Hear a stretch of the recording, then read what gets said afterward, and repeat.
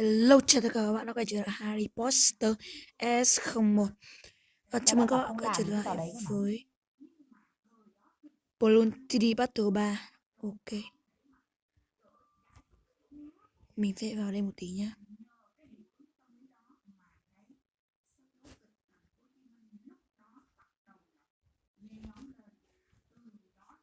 Ok,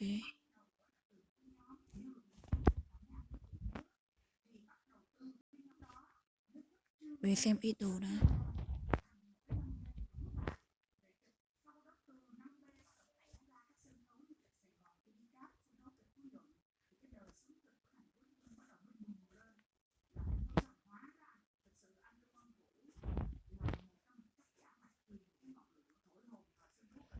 Đây đây. Ok, chúng ta ra ngoài rồi. Quay em nào.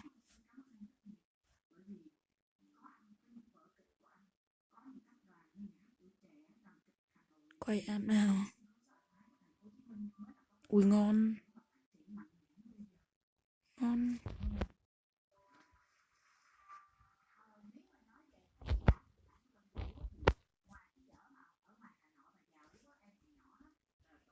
Ok, chúng ta bắt đầu trận đấu rồi.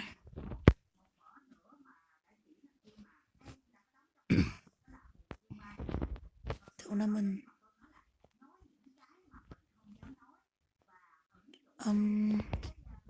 Play.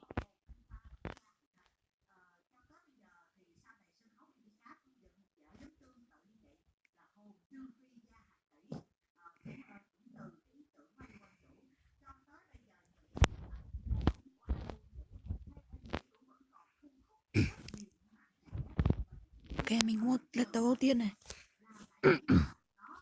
Một lần miễn phí.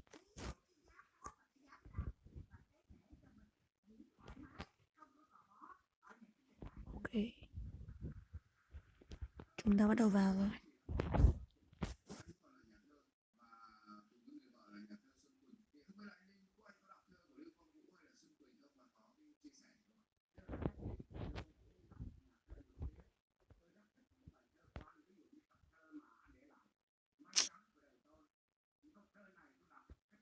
Được rồi, ok.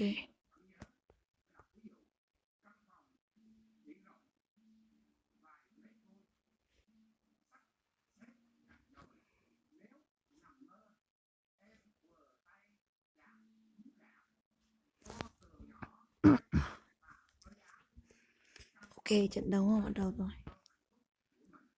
Hơi khó nhìn nhỉ.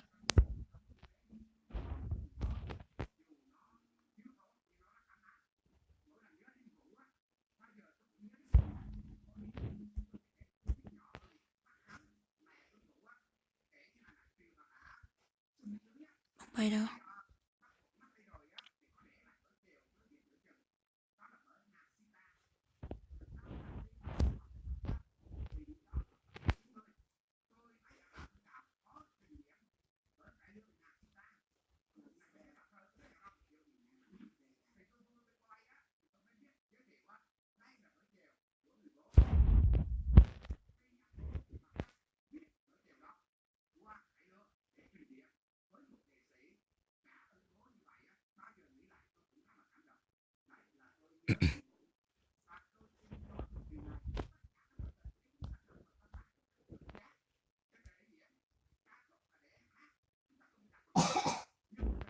Mũi nó bay đã.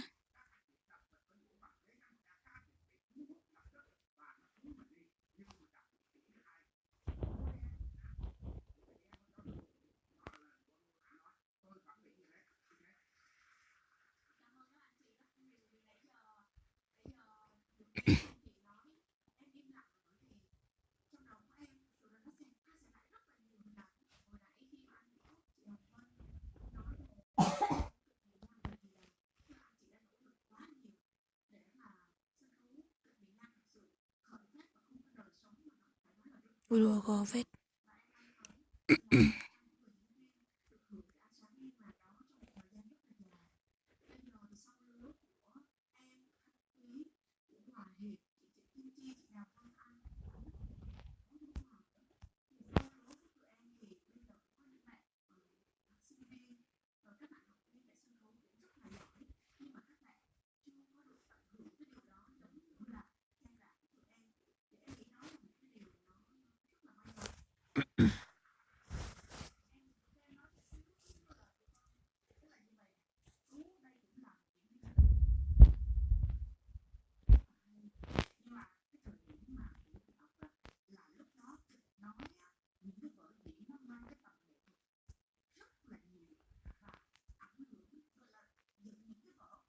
Ok.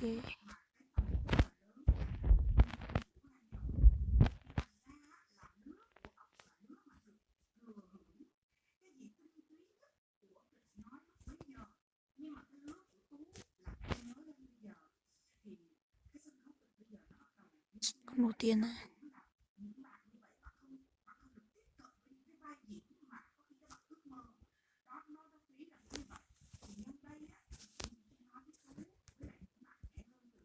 Ôi chết rồi, con bay kìa.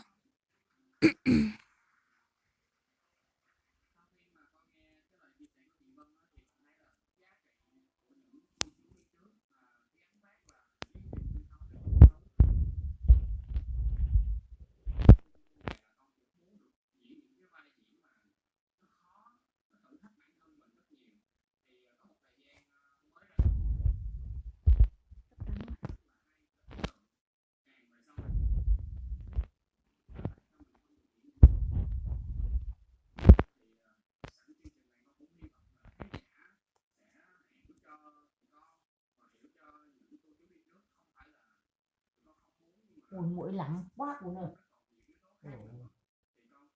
Ui nhiều quá. Chết rồi. Sao lại thua được chứ?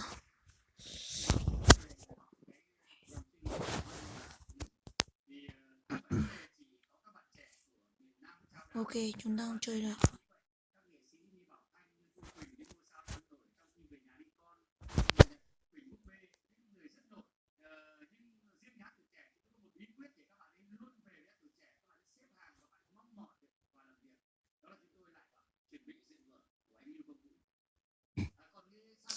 Sao chúng ta không làm được cái này nhỉ?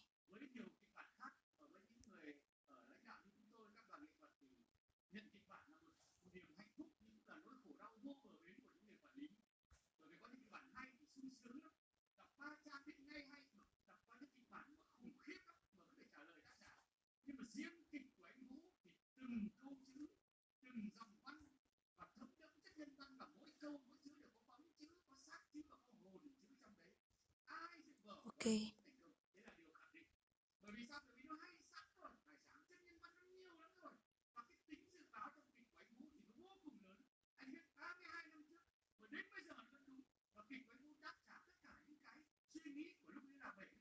Chúng ta quay lại. Mình đấu chất tường ấy.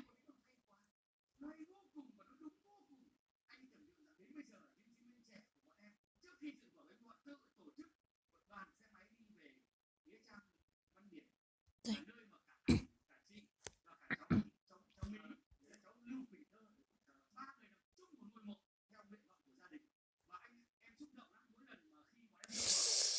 Được rồi.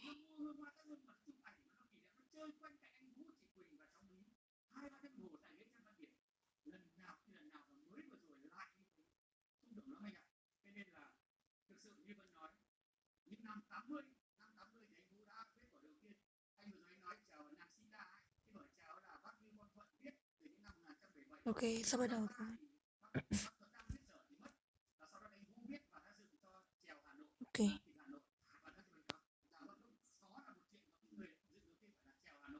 Nó không phải. Chúng ta chọn sai quân thôi. Đùa. Mình mới chọn lại con phi tiêu.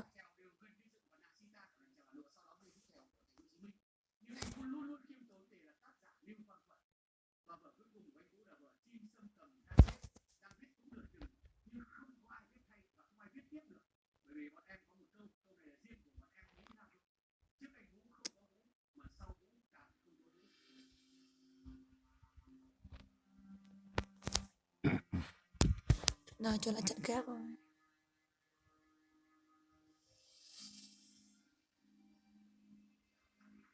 Đấu tiếp rồi.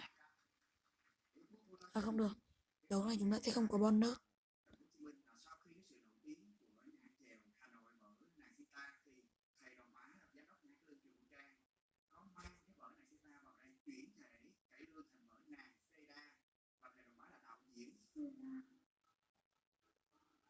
Ơi. Mình có thể mua được cái này này.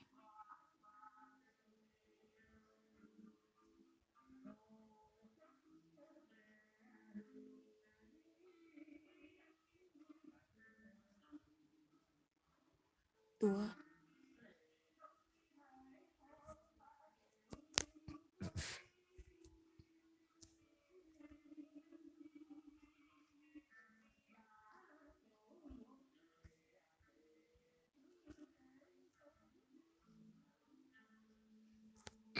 ok chúng ta đi thôi.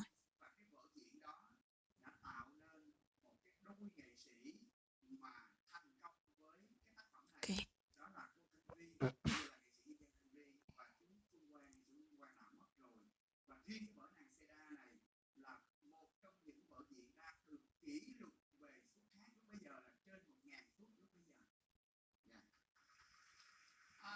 Ok.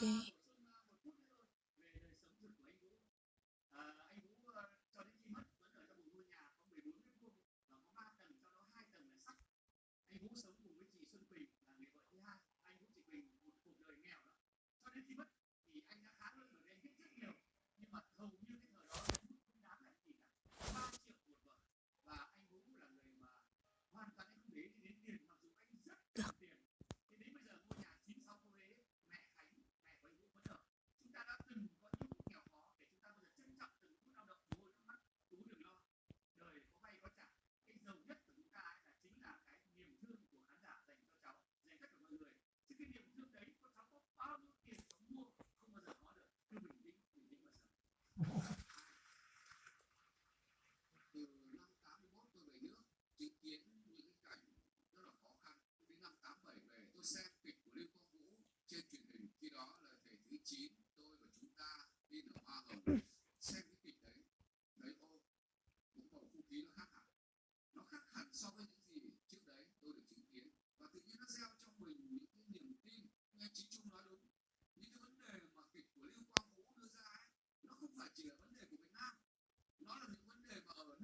Ok.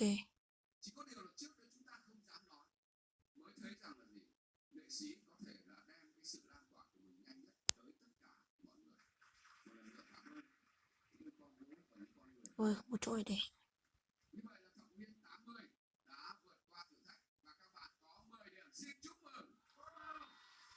Có chỗ để.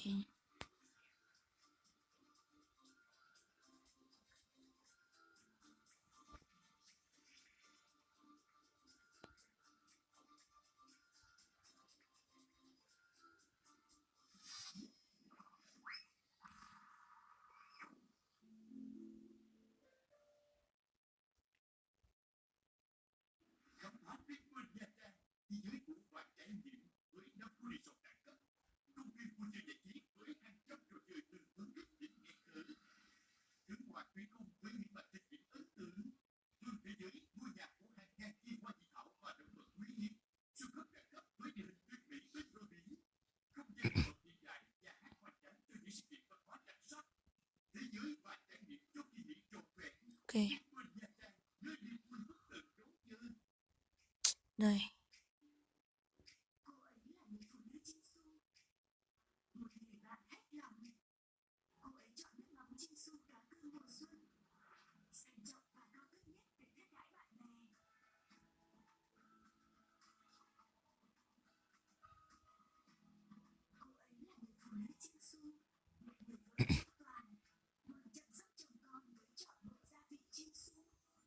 Mày quay không đây? Ok.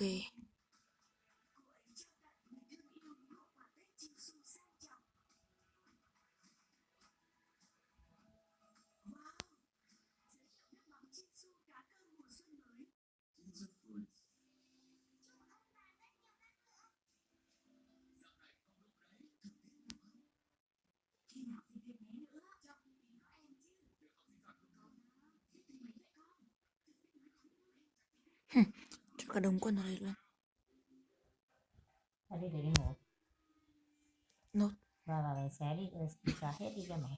Nốt mà.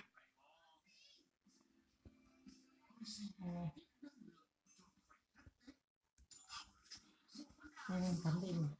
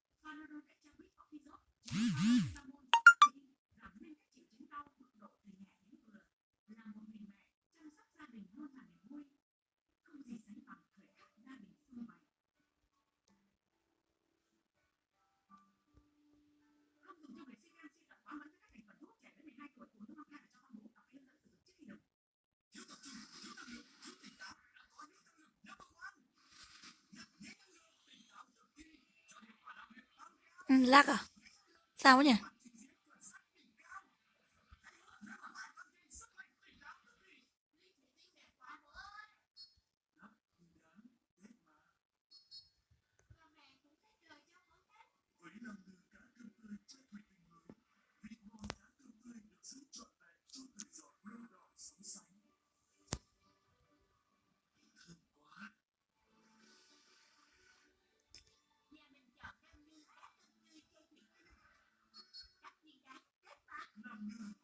Lag quá.